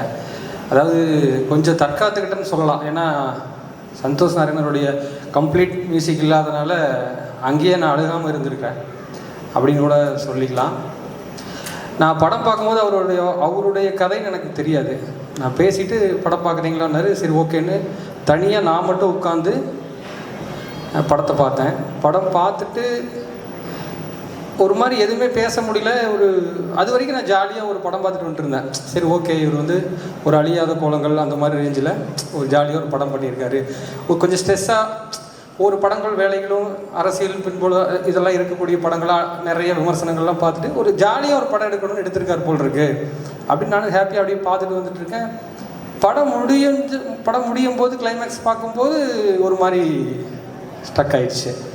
அப்புறம் அவர்கிட்ட பேசும்போது என்னுடைய கதை இது, என்னுடைய வாழ்க்கைன்னு சொல்லும்போது என்னால் அது எப்படி அந்த நேரத்தில் என்னால் ரியாக்ட் பண்ணவே முடியலை. எப்படி நீங்கள் எப்படி இதை கடந்து எப்படி ஒரு மாரி செல்வராஜ் உருவானார். இப்போ நிறைய பேர் சொன்னீங்க மாரி செல்வராஜ் அவருடைய இது ஒரு மிகச்சிறந்த இதுதான் அவருடைய படைப்பில் உச்சன்னு. ஆனால் நான் எப்படி பார்க்குறேன்னா மாரி செல்வராஜ் படைப்புகள் அப்படிங்கிற ஒரு புத்தகம் எழுதி கொண்டிருக்கிற அந்த புத்தகத்துக்கு அவரே எழுதின ஒரு முன்னுரை தான் இந்த படம். அதில் இருக்கக்கூடிய கதைகளை எப்படி நம்ம பார்க்கணுங்கிறதுக்கு அந்த ஆசிரியர் எழுதின முன்னுரை. இந்த படம் அவர் மேலே ஒரு பெரிய மரியாதையும் புரிதலையும் எல்லாருக்கும் ஏற்படுத்தும். அவர் ஏன் இப்படி சிந்திக்கிறாருங்கிறதுக்கான காரணமும் தெரியும். இப்போ எல்லாரும் படம் எடுக்கிறோம். இப்போ சினிமாவே ஒரு யானை மாதிரி. அந்த யானையை வந்து அப்படியே தெருவில் அப்படியே பிச்சை எடுக்க கூட்டிகிட்டு வந்தோம்னா எல்லாருக்கும் கொஞ்சம் இலக்காரமாக தான் இருக்கும். ஜாலியாக அப்படியே பிச்சை போட்டு அப்படி கொஞ்சம் ஜாலியாக பார்ப்பாங்க. அதே யானையை கொஞ்சம் ஜூவில் கொண்டு போய் வித்த காட்டினோம்னா ஏய் இங்கே பாரா சூப்பராக இருக்குது அப்படின்னு சொல்லிட்டு இன்னும் என்ஜாய் பண்ணுவாங்க. ஆனால் அதெல்லாம் அந்த யானையை காட்டுக்குள்ளே தனியாக உடம்பெல்லாம் மண்ணோட எதுக்கு நம்ம பார்த்தோம்னா எதுவுமே பேசாமல் உறைஞ்சி நின்றுவோம் இல்லையா? அதுதான் மாரி செல்வராஜோடைய படம். மாரி செல்வராஜை நான் பார்க்குறேன். மாரி செல்வராஜ் வந்து இந்த வாழை கிழங்கு மாதிரி பூமிக்குள்ளே அழுந்த வேர் பரப்பி பதிஞ்சிருக்காரு. அவர் இன்னும் கன்றுகளாக முளைத்து வெளிவருவார், மனம் பரப்புவார். நன்றி. நாங்கள் இன்னும் நிறைய ஃப்ரெண்ட்ஸ் எல்லோரும் சேர்ந்து படம் பார்த்துட்டு ஒரு 10-15 நிமிஷம் எல்லோரும் ஐ டு ஐ பார்க்குறதுக்கே ரொம்ப சிரமமாக இருந்தது. எனக்கு முதல்ல இந்த படத்தை வந்து ஒரு ஸ்பெஷல் ஷோ போட்டதே எனக்கு ரொம்ப என்னோடய லைஃப் டைம் அச்சீவ்மெண்ட்டாக நினைக்கிறேன் சார் இதுவே. ஏன்னா நான் இது ரொம்ப ஹானர் சார். நான் அதை எனக்கு முன்னாடி காமிச்சு உங்களோட பர்சனலாக அதை பேசுகிறதுக்கான டைம் கிடச்சதே வந்து நான் இண்டஸ்ட்ரிக்கு வந்ததுக்கு எனக்கு ஏதோ ஒரு பெரிய அச்சீவ்மெண்ட்டாக தோணுது. ஏன்னா எனக்கு பெரிய இன்ஸ்பிரேஷன். நான் ஃபஸ்ட்டு ஐலி பண்ணும்பொழுதே எனக்கு அதில் நிறைய மல்டிபிள் கேரக்டர்ஸ் இருக்காங்க. அந்த கேரக்டர்ஸ் ஒருத்தவங்களும் டிஸ்டிங்டிவாக தெரியணும் அப்படின்னா அது எப்படி கேரக்டர் பிரிக்கணுங்கிறதுக்கு எனக்கு வந்து பரியரும் பெருமாள் தான் ஒரு பெரிய ரெஃபரன்ஸாக இருந்தது. ஒரு கேரக்டர் இன்னொரு கேரக்டர் லேயர் கலர்ஸ் மிக்ஸ் ஆகக்கூடாது. அது எப்படி ஹேண்டில் பண்ணணும் ஒரு விஷயத்தை நம்ம வந்து இது வந்து இட்ஸ் ஒரு சொசைட்டியில் ஒரு பிரச்சனையை அட்ரஸ் பண்ணுறோம் அப்படிங்கிறப்ப இது பேசி தீர்க்க வேண்டிய பிரச்சனைனா அது எப்படி அந்த கான்வர்சேஷனுக்குள்ளே கொண்டு வரணுங்கிறதுக்கு எனக்கு பரியரும் பெருமாள் பெரிய ரெஃபரன்ஸாக இருந்தது. ஸோ அன்னையிலேருந்து எனக்கு நான் எந்த இடத்துக்கு வந்தாலும் சொல்லுவேன் இந்த கதைகள் பண்ணுறதுக்கெல்லாம் காரணம் வந்து Mari sir, Ranjith sir, Vetrimaaran sir, இன்னும் நிறைய பேர் வந்து அவங்களோட எக்ஸ்பர்டீஸ் அவங்க கொடுக்குற பாதை தான் நாங்கள் அடுத்த ஸ்டெப் எடுத்து வைக்கிறதுக்கு ஹெல்ப்ஃபுல்லாக இருக்குது அப்படின்னு. இந்த படம் பார்த்துட்டு எங்களுக்கு சசி சார் கூட சொன்னாங்க உங்கள் லைஃப் ஒரு லைஃப், அந்த லைஃப்பை வந்து இது என்னோடய லைஃப், நான் இந்த படம் எடுத்திருக்கேன் அப்படின்னு தைரியமாக சொல்கிறதே ஒரு பெரிய, ஏன்னா அப்படி ஒரு லைஃப் இருந்தால் சார் சொல்ல முடியும், இல்லைனா ஃபேக்காக இருக்கும் அது. பட் அந்த லைஃப்பை பார்க்குறதுக்கு அதை பார்த்ததுக்கு பிறகு 15-20 நிமிஷம் ஆயிடுச்சு நாங்கள் ஒரு வார்த்தை கூட பேசுகிறதுக்கு. அவ்வளோ அழுத்தமாக இருந்தது. லிட்ரலி எல்லோரும் அழுதுருக்க வேண்டியது, பட் எப்படியோ கண்ட்ரோல் பண்ணிகிட்டு இருந்துட்டோம். ரொம்ப அந்த ஃபஸ்ட்டு ஷாட் எனக்கு அந்த வாழையில் ஆரம்பிக்கும் போது ரொம்ப அழகாக இருந்தது. அந்த வாழை தோட்டம் ரொம்ப பளிச்சுன்னு பச்சை பசேல்னு அவ்வளோ பார்க்கும்போது ரொம்ப ப்ளசண்ட்டாக இருந்தது. பட் அந்த லாஸ்ட்டு ஷாட் அதை பார்க்கும்பொழுது லிட்டரலி கண் கலங்கிருச்சு. அது எவ்வளோ அந்த இலைக்கு கீழே எவ்வளோ பெயிண்ட் இருக்குது அப்படிங்கிறதும் எத்தனை பேர் சொன்னாங்க அது ரொம்ப இலகுவாக நினைப்போம், அது எவ்வளோ கனமானது அப்படின்னு. ஒவ்வொரு இடமுமே வந்து ரொம்ப பதபதப்பாக இருந்தது. அந்த பசங்க எப்படி இப்படி பர்ஃபார்ம் பண்ணாங்க அப்படிங்கிறதெல்லாம் வந்து பயங்கர ப்ரில்லியண்ட்டாக இருந்துச்சு சார். It's a lesson. எனக்கு நிறைய மொமெண்ட்ஸ் இருக்குது அந்த கதையில். ஒவ்வொரு மொமெண்ட்டுமே வந்து ரொம்ப பெயின்ஃபுல்லாக இருந்தது அப்படிங்கிறத தாண்டி ரொம்ப உண்மையாக இருந்தது. எனக்கு படம் பார்த்துட்டு மாரி செல்வராஜ் சார், இதுதான் மாரி செல்வராஜ் சார்னா அவர் தான் சூப்பர் ஹீரோ, அவர் கதை தான் சூப்பர் ஹீரோ கதை அப்படின்னு எனக்கு தோணுச்சு. ஸோ அந்த சூப்பர் ஹீரோ கதை எல்லோரும் தேட்டரில் பார்க்கலாம். எல்லோரும் சொல்கிறாங்க இது எப்படி எனக்கு அப்படிலாம் தோணும் சார். பக்கா என்டர்டெய்னிங்காக நான் என்ஜாய் பண்ணேன், ஒவ்வொரு மூமெண்ட்டும் என்ஜாய் பண்ணேன். நீங்கள் காமிச்ச ஹாப்பினஸாக இருக்கட்டும், சேடாக இருக்கட்டும், எல்லாமே 100% வந்து ரீச் ஆச்சு. ஸோ கண்டிப்பாக இட்ஸ் அ ஹியூஜ் சக்ஸஸாக தான் இருக்கும், சக்ஸஸ்ஃபுல்லாக இருக்கும், எல்லோரும் என்ஜாய் பண்ணுற ஒரு படமாக தான் இருக்கும். நன்றி. முன்னே இருந்ததை விட ரொம்ப இம்ப்ரூவ் ஆகி வந்திருக்காருன்றது தெரியுது இந்த படத்தில். ஒரு பெரிய லீப் இருக்குது இந்த படத்தில். அவர் வேர்ல்ட் பில்டிங்கில் மாறியும் ஒரு வேர்ல்ட் பில்டர் தான். அவர் படத்தில் மனிதர்கள் மட்டும் இல்லை, மிருகங்கள், பூச்சிகள், பறவைகள் எல்லாமே அந்த உலகத்தில் ஒரு பார்ட்டி காட்டக்கூடிய ஒரு இயக்குனர் அவர். அப்புறம் பெரிய இயக்குனர்கள், மாஸ்டர்ஸ் எல்லாருமே வந்து ஏதோ ஒரு பார்ட்டில் தன் கதையை வந்து ஒரு படமாக எடுப்பாங்க. அப்படி மாதிரி வந்து இந்த படத்தில் அவருக்கு நடந்த அனுபவங்களை அவர் வந்து சட்டை குறித்து அவர் வந்து காமிச்சிருக்கிறாரு. அது எந்த ஒளிவு மறைவு இல்லாமல் அவருக்கு என்னெல்லாம் நடந்ததோ அதை அவருடைய சின்ன சின்ன புனைவுகளோடு காமிச்சிருக்கிறாரு. ஸோ இந்த படத்தை பற்றி நாங்கள் எல்லாரும் சொல்லலாம். ஆனால் எப்படி சொல்கிறது, ஒரு தாஜ்மஹாலை பற்றி நம்ம 1000 பேர் 1000 விதமாக சொல்கிறத கேட்டாலும் நாம் போய் நேரில் பார்க்கும்பொழுது இருக்கிற அனுபவம் இருக்கு இல்லையா, அந்த அனுபவம் தான் ரொம்ப முக்கியம். அந்த அனுபவத்தை சொற்களால், விமர்சனங்களால் அல்லது எங்களை போன்ற சக இயக்குநர்களால் கடத்த முடியாது. அதனால் அந்த அனுபவத்தை நீங்கள்லாம் தியேட்டரில் போய் பார்த்து உங்களுக்கு பிடிக்குது பிடிக்காதுங்கிறது எல்லாமே ஒரு பர்சனல் ஒப்பீனியன் தான். ஒரே மாவில் சுடுற இட்லி சில பேருக்கு பிடிக்காது, தோசை பிடிக்கும். அந்த மாதிரி விருப்பு வெறுப்புகளை உங்களோட தான் இருக்கட்டும். ஆனால் இதை தியேட்டரில் போய் அனுபவிச்சு பாருங்கள் அப்படிங்கிறது தான் என்னுடைய ரிக்வெஸ்ட்டாக இருக்குது. இந்த படம் வெற்றி அடைய எல்லாரையும் போல நானும் வாழ்த்துக்கிறேன். நன்றி, வணக்கம். One second. மாரி சார் பற்றி என்கிட்ட நிறைய கதைகள் இருக்குது. அவரோட ட்ராவல் பண்ண பைசனில் ட்ராவல் பண்ண ஜேர்னியில் நிறைய விஷயங்களை கற்றுக்கிட்டேன். ஆனால் அது அந்த மேடையில் பேச விரும்புகிறேன். வாழைங்கிற படத்தை நான் போன வருஷமே பார்த்துட்டேன். அண்ட் பார்த்ததுக்கப்புறம் மாரி சார் சொல்லியிருந்தாரு இது அவரோட வாழ்க்கையில் நடந்த ஒரு விஷயம். எப்படி ஒரு மனிதர் இவ்வளோ வழிகளையும் தாங்கி கொண்டு வாழ்க்கையில் கடந்து வந்தது நான் ரொம்ப ஆச்சரியப்பட்டேன். ஏன்னா இந்த மாதிரி இத்தனை சோக நினைவுகளையும்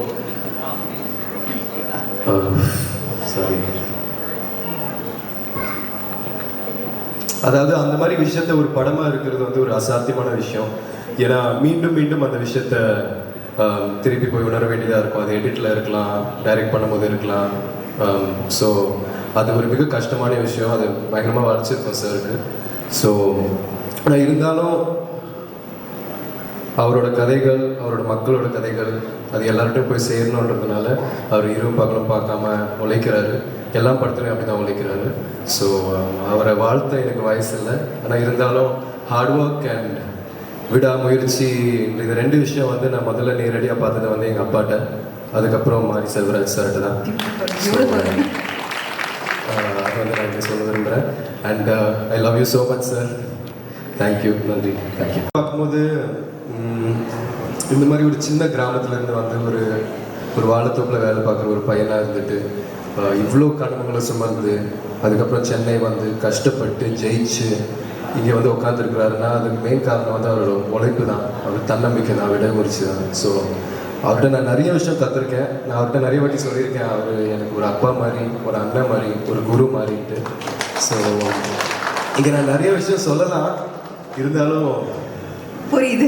அடுத்த படம் வரும்போது நான் கண்டிப்பாக பேசுவேன். ரஞ்சித் சார் ரொம்ப நன்றி, தங்களாக்காக ரொம்ப நன்றி. இந்த மாதிரி ஒரு படத்துக்காக நான் ரொம்ப வெயிட் பண்ணியிருந்தேன் அப்பாவை பார்க்க. And thank you. All the best பைசனுக்காக. இங்கே வந்து தமிழ் ஆடியன்ஸ் கிட்ட பேசிட்டு, so I am really nervous. First of all, about Vaazhai. I don't think Vaazhai is a cinema. I think it's a slice of life. அப்போ எனக்கு தெரியாத, like I think a lot of people doesn't know a life like that. It's Mari's life. அவங்க கூட bison ஒரு படத்தில் இப்போ work பண்ணிட்டு இருக்கேன். அதனால அவங்க பர்சனலாக கொஞ்சம் எனக்கு தெரியும். அதனால எனக்கு அந்த படம் பார்க்கும்போதே எனக்கு நான் அவங்கக்கிட்ட சொன்னேன், லைக் அந்த பையனை பொன்வையில் பார்க்கும்போதெல்லாம் எனக்கு மாரிஸ் தான் ஞாபகம் வரும். அண்ட் வந்த போதெல்லாம் I saw him and the life he has lived with the entire village or the people there. அவங்க கூட இந்த படம் ஒரு படம் இல்லாமல் அது ஒரு எக்ஸ்பீரியன்ஸாக எல்லாருக்கும் தோணும் அது தியேட்டரில் பார்க்கும்போது. But as an actor who has work under him, எனக்கு தெரியும் அங்கே என்ன நடந்திருக்கும், எப்படி ஷூட் பண்ணியிருக்கோம் எல்லாம் எனக்கு தெரியும். அந்த கிராமம், அந்த சினிமாவில் இருக்கிற ஆளுங்க எல்லாரும், like for me, Rajisha, all of us, they are very close to us. So we know the experience, and I feel I'm very, very privileged to be a part of this learning experience. Thank you so much for this opportunity, and to all the artists who have performed in the film. You guys are like real inspiration. I think நான் நிறைய கற்றுக்கணும் from them. அவ்வளோ ரியலாக ஒரு second கூட acting பண்ணுற feel ஆகலை எனக்கு. So it's true inspiration, and I really wish நீங்கள் இந்த மாதிரி நிறைய படங்கள் பண்ணணும். உங்கள் லைஃப்பில் இருக்கிற நிறைய ஸ்டோரிஸ் கொஞ்சம் எனக்கு தெரியும், ஆனால் நிறைய ஸ்டோரிஸ் இருக்குன்னு எனக்கு தெரியும், அதெல்லாம் சினிமாவாக பண்ணணும். Thank you so much, and congrats in advance. People are going to love this film. Thank you all. Thank you very much. Thank you. ஒரு பொண்ணு மஞ்சள் கலர் சாரி வந்து ஃபுல் டான்ஸ் செக்ஷன், அந்த மாதிரி ஒரு டான்ஸை நான் பார்த்ததே கிடையாது. அது கிளைமேக்ஸில் வந்து ஒரு 250 பேர் அடிச்சு கொள்கிற மாதிரி. என்னால் படம் பார்த்து வெளியே ஒன்றுமே பேச முடியல. அந்த மாதிரி சீன்ஸ்லாம் இருக்குதுன்னு நினச்சிங்கன்னா அதெல்லாம் இருக்காது. நான் ஷூட் பண்ணிக்கிறேன், எங்கள் ப்ரொடியூசருக்கு தான் உட்காந்துருக்காரு. எங்கள் ப்ரொடியூசர் கூப்பிட்டு ஷூட்டிங்கை நிப்பாட்டிட்டு வந்து பேசு அப்படின்னாரு. நான் அந்த படத்தை ஒரு 2 வாரத்துக்கு முன்னாடி பார்த்தேன். One of the extraordinary experience in my life. நான் வந்து கொட்டுக்காளியும் வாழையும் பார்த்துட்டு one of the extraordinary experience of my லைஃப்னு சொல்லுவேன் 2 படத்தையும். எப்பொழுதுமே ஒரு செஞ்சுரியினுடைய கடைசி பகுதி அல்லது முதல் பகுதி, அதாவது 25 அல்லது 75ல் ஒரு பெரிய ரெனயசன்ஸ் நடக்கும். அந்த மாதிரி இந்த 2025ல் ஒரு எக்ஸ்ட்ராடனரி ரெனயசன்ஸ் வந்து இந்தியாவில் நடந்திருக்கு. நம்ம சொல்லுவோம் வந்து இந்தியா அந்த தேசத்தில் வந்து ஒரு தமிழகம் வந்து ஒரு சவுத் சைடு வந்து ரொம்ப அப்படி இருக்கும். Actually most of the films நம்ம பார்த்தா நார்த் இந்தியாவில் நடக்கிற மாதிரி ஒரு பிம்பம் இருக்கும். பட் இந்த 1925ல் வேர்ல்ட் சினிமா அப்படின்னா 2 சினிமா தான் நான் சொல்லுவேன். ஆக்சுவலாக வேர்ல்ட் சினிமாவுக்கு நம்ம நிறைய போய் கதவை தட்டியிருக்கோம். வெற்றிமாறன், ராமன், அவங்க எல்லா படமே அந்த ஆஸ்பிரேஷனோடைய நம்ம அவங்களுக்கு கொஞ்சம் கூட கீழே இல்லை. ஒரு ஃபாஸ்ட்பிண்டருக்கோ, ஒரு ஹெர்சாக்கோ, ஒரு குரோசாவாக்கோ நம்ம கொஞ்சம் கூட கீழே இல்லை. அவங்கள்ட்ட தான் கற்றுட்டு வந்தோம். ஆனால் we can go and knock the doors சொல்லிட்டு நாக் பண்ணிட்டு இருக்காங்க. பட் ஐ வுட் சே அந்த உலகத்தின் அந்த வேர்ல்ட் சினிமாவினுடைய அந்த கோட்டை கதவை 2 படம் இந்த வருஷம் உடைச்சிருக்கு. ஒன்று வாழை, ஒன்று கொட்டுக்காளி. நான் வந்து கர்ணன் படத்தை பார்த்துட்டு வந்து என் அசன்ஸ்லாம் போய் பார்த்துட்டு வந்து நான் நிறைய படம் பார்க்குறதுல காரணம் என்னன்னா, ஒரு படம் நல்ல படம் பார்த்துட்டா அது வந்து 1 வாரம் ஒர்க்கு எனக்கு. ஒரு கெட்ட படம் பார்த்துட்டா 1 வாரம் ஜோரம். Because 1 movie motivates me, 1 movie makes me shit. நான் வந்து கர்ணன் படம் பார்த்துட்டு வந்து ஒரு பர்டிகுலர் சீன் எடுத்து என் அசிஸ்டன்ஸ் வந்து சொன்னேன். ஒரு படத்தை எப்பயுமே படம் பார்த்துட்டு வந்து என் அசிஸ்டன்ஸ் வந்து டிஸ்கஸ் பண்ணேன். அப்போ கர்ணன் ஒரு சீனை வந்து பார்த்து சொன்னேன். இப்படியே ஒரு பஸ் ஸ்டாண்டில் ஒரு அப்பாவும் ஒரு பெண்ணை வந்து உட்காந்துருக்காங்க. 2 பேர் வந்து அந்த பெண்ணை அந்த குழந்தைய ஒரு அப்பாவுக்கு முன்னே அசிங்கமாக அவங்க வந்து ட்ரீட் பண்ணுறதை வந்து எடுத்திருப்பாங்க. அப்போ அவனுடைய ஷார்ட் டிவிஷன்ஸை வந்து நான் சொல்லி எக்ஸாக்டாக என்ன ஷார்ட் டிவிஷன்ஸ் பண்ணணும் அதை அப்படியே சொல்லிவிட்டு நான் சொன்னேன், டேய் இது ஒரு வருஷம் எடுத்துருக்காண்டா, இப்போ நம்ம இருந்தால் எப்படி பண்ணுவோம், நீங்கள் இருந்தால் எப்படி பண்ணணுன்றான்னு சொல்லி கொடுத்தேன். பிகாஸ் ஒரு படத்தை பார்த்தா பிறகு இப்போ வெற்றிமாறன் படம் பார்த்து ஒரு ஷார்ட் வச்சிட்டோன்னா அந்த ஷார்ட்டை வந்து நான் பார்த்து அதை ரிசீவ் பண்ணி if it is extraordinary I will take that in to my man. அப்போ நான் சொல்லும் போது வந்து இல்லைடா மாறி வந்து இன்னும் கிராஃப்ட் வந்து அப்படி இருக்குடா, நல்ல ஃபில்ம் மேக்கரான கிராஃப்டை வந்து இன்னும் வந்து அவன் பாலிஷ் பண்ணண்டா அப்படின்னு சொன்னேன். My friends, you don't believe, நான் வாழை பார்த்தா பிறகு I was astounded, I was shell shock. அவன் வந்து ஒரு படத்தை அவனுடைய ரூட்ல இருந்து சொல்லும் போதே உடனே அவனுடைய மிச்ச படங்களுடைய விமர்சனங்கள் எல்லாமே வரும். கிட்டத்தட்ட ஒரு 2 டிவிஷனாக தான் இப்போ தமிழ் சினிமாவை மாறி இருக்கு. To support and not support, இதெல்லாம் நிறைய பாலிடிக்ஸ் நடந்துருக்கு. ஆனால் இதை அவன் சர்பாஸ் பண்ணுறான். இப்போ அவன் என்ன பண்ணுறான், ஒரு கதையை தன் வாழ்நாளில் அவன் வாழ்க்கைக்குள்ள அவனுடைய ஒட்டுமொத்த வழி, சந்தோஷம், காதல், நட்பு, எல்லா எமோஷன்ஸ்க்கும் ஒரு 8 வயசு 9 வயசு பையனுக்குள்ள இருக்கும்ல, அதை வந்து நம்மள்ட்ட வந்து தந்து காட்டுறாங்க இந்த வாழையில. இந்த படத்தை ஏன் பார்க்கணும் அப்படி கேட்டீங்கன்னா, நம்மளுக்கெல்லாம் ஒரு 7 வயசுலேருந்து இந்த சைல்டுஹுட்னு சொல்லுவாங்கல்ல, அதோடைய மெமரிஸ் வந்து நம்ம தலைக்குள்ள அப்படி இருக்கும் சாவர வரைக்கும். என்னை பொறுத்த ஒரு மனிதனுடைய மரண படுக்கையில் அவன் கடைசியாக ஒரு இமேஜ் வரும் பார்த்தீங்களா, நிறைய இமேஜ் வரும். அம்மா வரும், அப்பா வரும், அவன் பெத்த குழந்தையுடைய இமேஜ் வரும், என் மகள் வரும், அப்படிலாம் வரும்ல. அதுக்கப்புறம் மிக முக்கியமாக வர இமேஜ் அவன் சைல்டுஹுட்டில் அவன் ரொம்ப சந்தோஷமாக இருந்த ஒரு இமேஜும் ரொம்ப சோகமாக இருந்த இமேஜும் அவன் சாகும்போது வரும். அது ஒரு நார்மல் பீப்புள்னால அதை வந்து வெளியே சொல்லலாம். ஒரு ஆர்டிஸ்ட் மட்டும்தான் அதை ஒரு நாவலாக எழுத முடியும், ஒரு புதினமாக படைக்க முடியும், அல்லது ஒரு பயோகிராஃபியாக எழுத முடியும். Very rarely in the whole world of cinema there are very few directors are able to articulate their inner experience. அது எனக்கு தெரிஞ்சு இந்தியாவில் அந்த மாரி செல்வராஜுக்கு நடந்த கட்சி.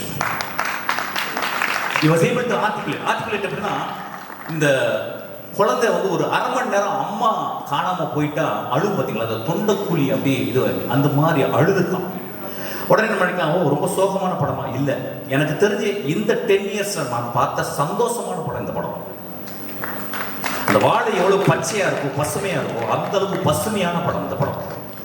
வேர்டன்ட்னு சொல்லுவாங்க இங்கிலீஷ்ல, வேர்டன்ட். அது ஏன் அவன் நம்மள்கிட்ட சொல்லணும் அப்படின்னா, அவனுக்கு ஒரு மொழி இருக்கு. அந்த அந்த அந்த தியாகராஜன் குமாரன் சொன்னா டெக்னிக்கலா இஸ் எவால்வ்ட் அப்படின்றான். நம்மளுடைய முதல் படம் எப்பொழுதுமே தோல்வி படம். ஒரு டேரக்டர் வணிக ரீதியில் வின் பண்ணிடும், ஆனால் நம்மளுடைய ஃபார்மில், நம்மளுடைய ஆர்ட்டில், நம்மளுடைய அடைக்காத்தல்ல, நம்மளுடைய previous movie always a bad film. அதனால தான் எல்லா டைரக்டரும் இருந்தவங்க எடிட் பண்ணி முடிச்சவொடனே அந்த படத்தை ஹேட் பண்ணிடுவாங்க. They will be spending years and years to edit the film. Once it is edited, when it is projected on the screen, it is a bad film. அவனுடைய மிச்ச படங்கள்லாம் அப்படித்தான் இருக்கும். ஒரு நல்ல டைரக்டர் அப்படித்தான் இருப்பான். இந்த படம் அவன் வாழ்நாளில் I don't think he can make a better film than this. Mari, you can't do it. You can't do it. I believe so. Because so much of truth in this film. ஏன் ட்ரூத்னா, ட்ரூத்தை எங்க கண்டுபிடிக்கலாம்னா, ஒரு 8 வயசு பையனுக்கு நீங்க பேசும்போது ஒரு 6 வயசு குழந்தைக்கு தான் அவ்வளோ ட்ரூத் இருக்கும். மாறி அதுக்கப்புறம் நிறைய ஃபிக்ஷன்லாம் மிக்ஸ் பண்ணலாம். ஆனால் இந்த படத்தில் கிட்டத்தட்ட வந்து ஒரு தாய்ப்பால் போல வந்து அவன் வந்து இந்த படத்தை சொல்லியிருக்கான். இந்த படத்தில் வந்து ஃபாவுக்கு இந்த படம் வந்து ரொம்ப முக்கியம். நான் என்ன சொல்ல வந்தேன்னா, அவன் பார்த்த வாழ்க்கையை, மறக்க முடியாத வாழ்க்கையை, நிறுத்தவே முடியாத அந்த அழுகையை, நிப்பாட்டவே முடியாத அவன் புன்னகையை இந்த படத்துல அப்படியே உறைஞ்சு போய் வச்சிருக்கான். எனக்கு தெரிஞ்சு இந்த ஃபார்ம் இந்த படத்துல வந்து அவன் போயிட்டு கேரக்டர் நடக்க சொல்லிட்டு அவன் போய் நின்று பார்த்துருக்கான். இங்க நின்று நான் பார்த்தனா, அங்க நின்று பார்த்தனா, இங்கே கேமராவை வைக்கலாமா அப்படின்னு அப்படியே ஒரு கோழி தன் குஞ்சுகளை அடவாக்கும் பார்த்தீங்களா, அந்த மாதிரி ஒவ்வொரு இடத்துலையும் ஒரு கோழியாக அவன் கேமராமேன் ஆகணும். கேமராமேன் சொல்ல மாட்டேன், நல்ல பையன் அவர். இது முழுக்க முழுக்க மாரியினுடைய விஷன். நண்பர்களே, இந்த மாதிரி ரேரஸ்ட் ஃபிலிம்ஸ் வந்து இது வந்து ஒரு பெரிய அனுபவம். நம்ம தமிழ் சினிமாவில் என்னன்னு கேட்டிங்கன்னா, இப்போ தான் கொஞ்ச நேரத்துக்கு தம்பிட்டு பேசிக்கிறேன். நான் சொன்னேன் வந்து, டேய் ரஜினி சார் வச்சு ஒரு படம் பண்ணேன், ரொம்ப குட் ஃபிளான்ஸ் நான் பார்த்தேன், பிடிச்சிருந்தேன். அவன் சொன்னான், சார் என்ன சார் உங்களுக்கு எந்த படம்லாம் பார்ப்பீங்களா? நான் சொன்னேன், இல்லை நான் ரஜினி சாரை ஒரு கேமராவில் வந்து அது ஒரு பெரிய ராஜனாகும், அது படமெடுத்து ஆடும், அதை ஒரு கேமராவில் வந்து அடக்கிறது ரொம்ப கஷ்டம்தான், அது ரொம்ப அழகாக பண்ணியிருக்கேன்னு சொன்னேன். ஒவ்வொருத்தருக்கும் ஒவ்வொரு ஃபார்ம். ஆனால் இந்த ஃபார்ம் இந்தியாவின் மிக முக்கியமான, நான் சொல்லுவேன், குரசவா சொல்றாரு, if you want to understand India you must see Pather பஞ்சாலின்னு சொல்லுவார். And I would say, if you want to understand Tamil Nadu, please watch Wally.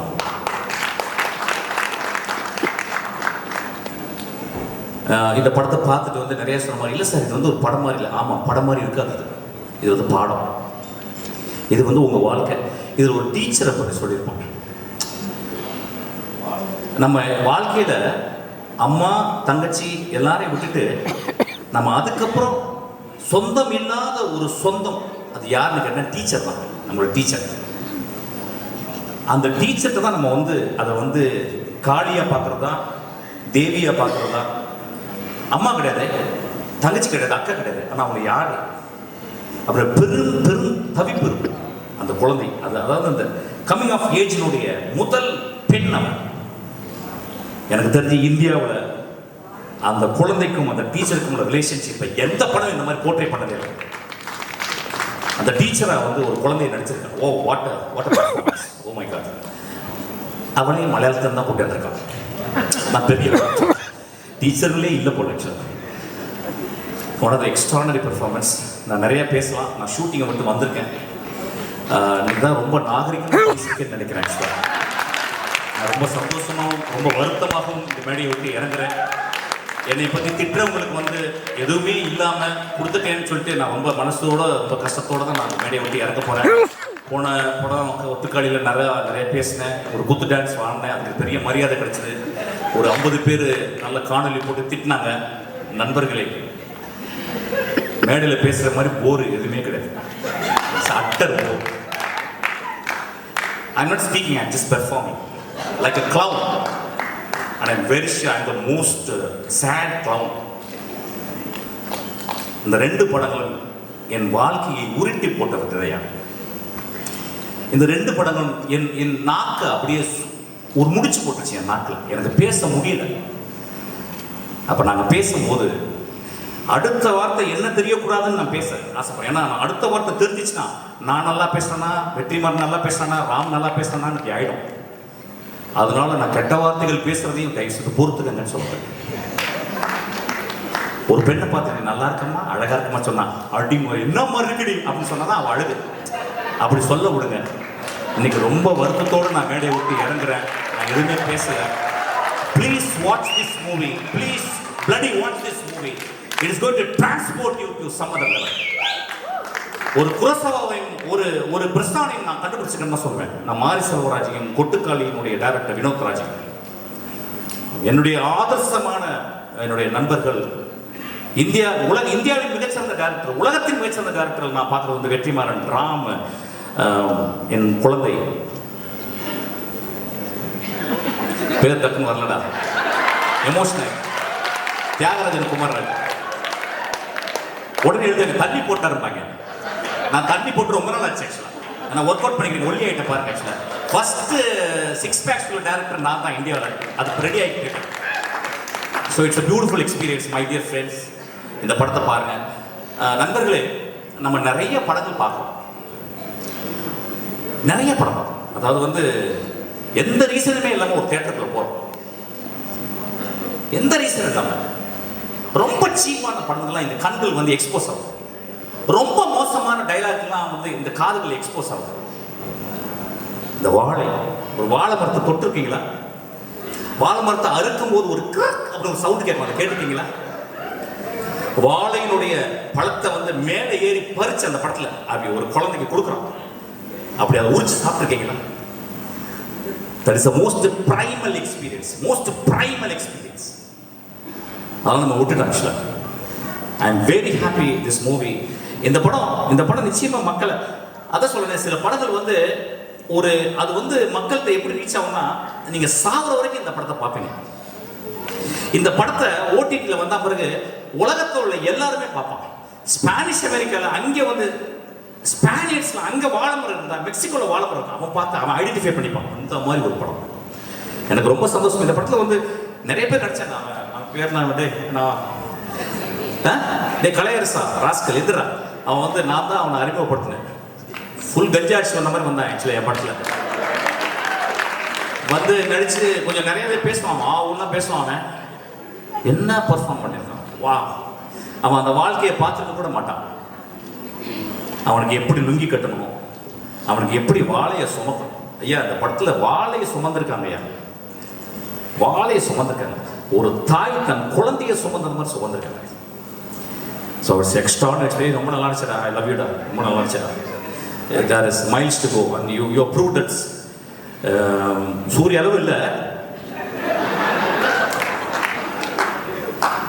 இந்த சூரிய பக்கத்தில் வந்துட்டேன். தேங்க்யூ. உலகத்திலே ரொம்ப சந்தோஷம் ஆர்ட்டை பார்த்து ரசிக்கிறதும், அதை ஒரு பெரிய ஆர்டிஸ்டுங்களோட உட்காந்து ஆர்டிகுலேட் பண்ணுறது தான். I am so happy. எனக்கு ரொம்ப ஒரு 4 ஆர்கஸ்டம் இருக்க மாதிரி ஃபீல் பண்ணுறேன். Thank you so much. Love you. மக்கள் நம்ம 2 படத்தில் பண்ணும்போதும் அவர் பார்த்து தான், அவரை ரசித்து தான், அவரை அப்சர்வ் பண்ணி தான் நடிச்சிருக்கேன். ஒரு வாட்டியும் மாரி சார் படம் பண்ணும்போது ஃபுல்லாக என்ன சொல்கிறது, ஃபுல்லாக சரண்டர் ஆகி, ஃபுல்லாக அவ்வளோ with so much of respect and எல்லாருமே அவ்வளோ ஹார்ட் ஒர்க் பண்ணுறாங்க. அண்ட் வாழை ஸ்பெஷலி மக்கள் நம்ம 2 படத்தில் பண்ணும்போதும் அவர் பார்த்து தான், அவரை ரசித்து தான், அவரை அப்சர்வ் பண்ணி தான் நடிச்சிருக்கேன். ஒரு வாட்டியும் மாரி சார் படம் பண்ணும்போது ஃபுல்லாக என்ன சொல்கிறது, ஃபுல்லாக சரண்டர் ஆகி, ஃபுல்லாக அவ்வளோ with so much of respect and எல்லாருமே அவ்வளோ ஹார்ட் ஒர்க் பண்ணுறாங்க. அண்ட் வாழை ஸ்பெஷலி பெரிய ஒரு சக்ஸஸ் ஆகி மாறணும்.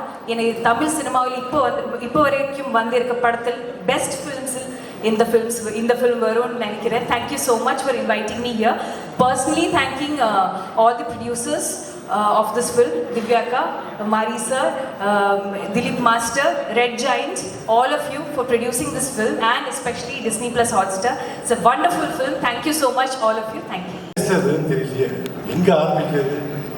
நேற்று படம் பார்த்து முடிச்சுட்டு எப்போவுமே நம்ம வந்து இந்த ப்ரீவியூ பார்க்குற ஒரு விஷயம் பண்ணுவோம். அந்த எண்டு டைட்டில் கார்டு போகிறப்போவே ஓகே, டைரக்டர் வெளியே இருப்பார், ப்ரொடியூசர் வெளியே இருப்பார், படத்தோடு சம்மந்தப்பட்டவங்க இருப்பாங்க, ஏதோ ஒன்று பேசுகிறோமே அப்படின்னு ஒரு பிளானிங் இருக்கும். இங்கே பிளானிங் இடமே கிடையாது. நாடி நரம்பெல்லாம் கொலண்டு போய் எமோஷன் வீக்கில் ஆகி நான் மாறி கையை பிடிச்சிட்டு நிற்கான், அவன் என் கையை பிடிச்சிட்டு நிற்கான். ஒரு நிமிஷம் அப்படி நின்றுட்டே இருக்கும். அவன் என்ன பார்க்க, நான் அவனை பார்க்க, நானும் ஒன்று பேசலாம், அவனை ஒன்று பதில் பேசிக்கிட்டேன். அந்த தேட்டரை விட்டு கிட்டத்தட்ட ஒரு 1/2 கிலோமீட்டர் தாண்டி போய் லெஃப்டில் காரை நிறுத்திட்டு ஸ்டீரிங்கில் மயிராட்சன் படுத்து கிடந்த ஒரு நேரம் ஒரு 10 நிமிஷம் படுத்து கிடந்தப்பா. அப்படியே அலங்கும் போல இருக்கு. என்ன இடமெல்லாம மனசுல தோணுது. என்ன இப்படி பண்ணிட்டான் மாறி. நேரம் வீட்டுக்கு போயாச்சு. அங்கேயும் உறக்க வர மாட்டேங்க. நான் இடியே வந்து 10 நிமிஷம் தூங்குறாடு உலகத்துக்கு. அதெல்லாம் பெரிய கனவே கிடையாது.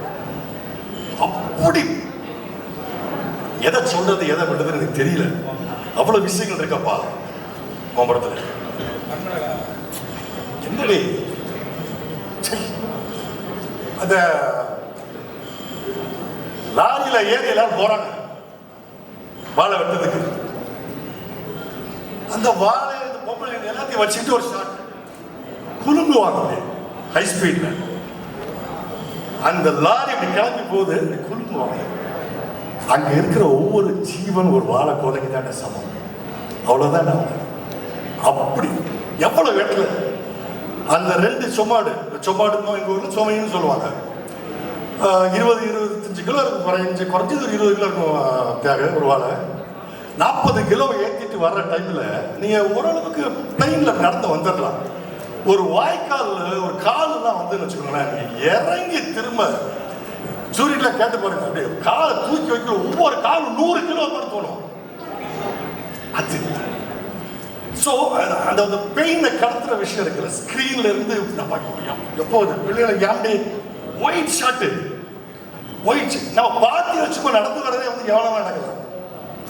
அந்த பாத்தியில இந்த பாத்தீங்கன்னா இங்க இது வரப்பு, அதுல வந்து எங்க ஊர்ல செடியுமோ சகதி சேரு அப்படி வச்சுக்கலாம். அது சாதாரணமா நடக்கிறதே கஷ்டம். இதுல கிலோ இந்த 40 கிலோ வெயிட்டா வச்சுட்டு இவங்க நடந்து வர்றது, எதை சொல்ல எவ்வளவோ விஷயங்கள் பேசிக்கிட்டே இருக்கலாம். அந்த படத்தை பத்தி பேசிக்கிட்டே இருக்கலாம். காலமும் சூழலும் எல்லாத்தையும் கருதி கொஞ்சம் நான் சீக்கிரம் முடிச்சுக்கிறேன். நான் வந்து ஆபீஸுக்கு வந்து நிறைய பேசுறேன். பரியரும் பெருமாள் நம்ம எல்லாம் பார்த்தோம்ல, அதுல ஒரு கல்லூரி, அதுல வந்து ஒரு காதல் அப்படின்னா, அந்த பரியரும் பெருமாளுக்கு ஒரு ஸ்கூல்ல ஒரு லைஃப் இருக்குல்ல, அதுதான் வாழை. ஸோ என்ன பொறுத்தவரையில இது பரியரும் பெருமாள் 1. அப்ப அது என்னன்னு கேட்டீங்கன்னா அது பரியரும் பெருமாள் 2. அதான் நான் பார்க்கிறேன், அப்படிதான் நான் பார்க்கிறேன். அதுல பரியரும் பெருமாள், இதுல சிவனஞ்சா. ஆனா ரெண்டுமே மாறி நடிகர்கள் சொல்ல வேண்டிய தேவையே இல்லை.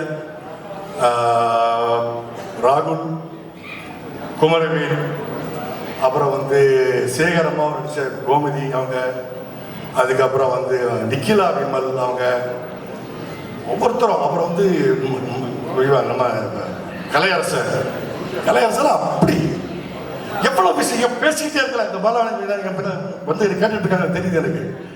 அவன் லவ்வா வந்து இவட்ட சொல்றான், கேட்ட ஏக்கா நீ வந்து இவனை கல்யாணம் பண்ணிக்கோ, ஏன் அவனை கல்யாணம் பண்ணு சொல்லுங்க. அவங்க நம்ம அப்பா மாதிரியே இருக்கான், நம்ம அப்பா மாதிரியே பேசுறான், நம்ம உரிமைக்காக போராடுறான். அவன் ஏன் கல்யாணம் பண்ணக்கூடாது, அவளுக்கு கேட்க தாட்டு இருக்கு. உடனே அவ சரி ரைட்டுங்க. இப்போ மறுநாளே தான் கொண்டு கொடுக்க சொல்லுவா. இவன் அந்த பேட்சை தூக்கிட்டு போறான், அருவாள் சுத்தி பேட்சை தூக்கிட்டு அங்கே போய் நிற்கிறான். எந்த பேசிக்கிட்டே இருக்கலாம், அப்படியே ஒரு மாதிரி எமோஷனல் ஆகிற கொஞ்சம் இதாக இருக்கு. அப்புறம் நேர பிரச்சனைகள்லாம் இருக்கிறதுனால அப்படி முடிச்சிடுறேன். போதும். தேட்டர் கொடுத்தாலும் என்ன விஷயம் கொடுத்தாலும் ஓடுவாங்க, ஆடுவாங்க, பாடுவாங்க, ஏதோ பண்ணிக்கிட்டே இருப்பாங்க. அவங்க இல்லை அப்படின்னா நான் வந்து நிச்சயமாக வந்து என்னால் வந்து எனக்கான படத்தை எடுத்துக்க முடியாது. நான் வந்து ப்ரொடியூசர்கிட்ட வந்து இப்போ நல்லா ஞாபகம் இருக்குது, பரியரும் பெருமாள் ஷூட்டிங் அப்போ வந்து டிமானிசேஷன் ஸ்டார்ட் பண்ணிட்டாங்க. அப்போ படம் வந்து ட்ராப் ஆகிற மாதிரி போயிடுச்சு. இப்போ ரஞ்சித்தனை கேட்டார், டேய் இந்த மாதிரி சூழ்நிலை ரிலீஸ் பண்ணி தரேன்னு சொன்னாங்கன்னா, மாமன்னன் ஷூட்டிங் போயிட்டு இருக்கும்போதே நான் வந்து வாழை படத்துக்கு ஷூட்டிங் போவேன்னு சொல்லிட்டேன். அப்போவே அந்த வாழை படத்துக்கு அவங்களுக்கு நெருக்க ஸ்டார்ட் ஆகிடுச்சு. ஏன்னா அவங்க கண்ணு முன்னாடியே ஷூட் பண்ண வாழை, அவங்களே உட்கார வச்சுக்கிட்டு உதய் சார் திருநெல்வேலியை கூப்பிட்டு உட்கார வச்சுக்கிட்டே வாழை ஷூட் பண்ணேன். அவர் பார்த்துக்கிட்டே இருந்தார். எடுத்து முடிச்சோடனே சார் இந்த படத்தை ரிலீஸ் பண்ணி கொடுத்துருவீங்களா அப்படின்னு கேட்டேன். அன்றைக்கி கேட்டது, ஃபஸ்ட் நாள் ஷூட்டிங்கில் கேட்டது. அதை வந்து கரெக்டாக அன்றைக்கே வந்து நான் பண்ணி கொடுத்துற மாதிரின்னு சொன்னார் சார். சொன்னார் அவருக்கு ரொம்ப நன்றி அர்ஜென்ட்டுக்கு. ஏன்னா இப்போ நான் எப்படி இருக்குன்னா, நான் என்ன பண்ணாலும் போய் இந்த மாமன் கொடுத்த வெற்றி அப்படிங்கிறது நான் எப்போ வேணாலும் போய் அர்ஜென்ட்டுக்கு போய் இந்த இது பண்ணுறேன், இதை வாங்கிக்கோங்க அப்படின்னு சொல்கிறக்கூடிய இடத்துக்கு ஒரு நம்பிக்கைக்கு இதை கொண்டு வந்திருக்காங்க. எப்போவுமே எனக்கு ஆதரவு கொடுத்துட்டு அர்ஜென்ட்டுக்கும் மூர்த்தி சார், ராஜா, மொத்த டீமுக்குமே ரொம்ப ரொம்ப நன்றி சார். அதாவது இந்த படம் நீங்கள் எடுக்கும் பொழுது நான் முன்னாடியே கேட்டது தான், இமோஷனல் நீங்கள் எந்த அளவுக்கு பேலன்ஸ்டாக இருந்தீங்க. அடிக்கடி நீங்கள் மருத்துவமனை செல்ல வேண்டிய ஒரு கட்டாயம் கூட ஏற்பட்டுச்சு அப்படின்னு கேள்விப்பட்டோம். அது உண்மையாக அதை பற்றி சில விஷயம்? இல்லை, அது ஒன்றும் இல்லை. திருப்பி அந்த 10 days அந்த கிளைமாக்ஸ் இருக்கும்போது மட்டும் கொஞ்சம் பேனிக்காக இருந்துச்சு எனக்கு. அது வந்து யார்கிட்டையும் ஷேர் பண்ண முடியல, யார்கிட்டையும் சொல்ல முடியல. அந்த விஷயம் மட்டும் தான் இருந்துச்சு. அது இப்போ தூக்கம் இல்லாமல் இருந்துச்சு, அவ்வளோதான். பட் அது ஏன் அப்படின்னு படம் பார்க்கும்போதெல்லாம் புரிஞ்சுக்குவாங்க. ரொம்ப நன்றி. நிச்சயமா சார். Thank you so much.